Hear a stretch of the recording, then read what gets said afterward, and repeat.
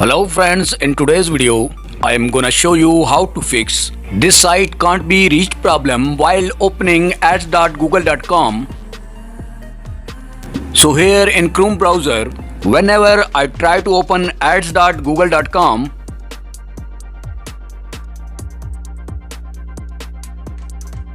so here it shows the error this site can't be reached.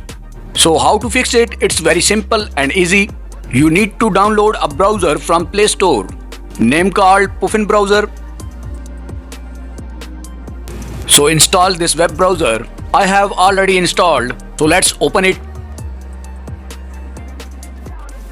Now here let's tap ads.google.com.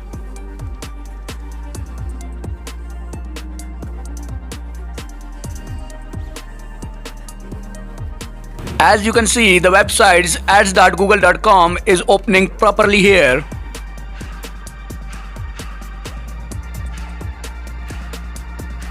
So if you like my video, so please subscribe my channel. See you in next video. Till then, goodbye.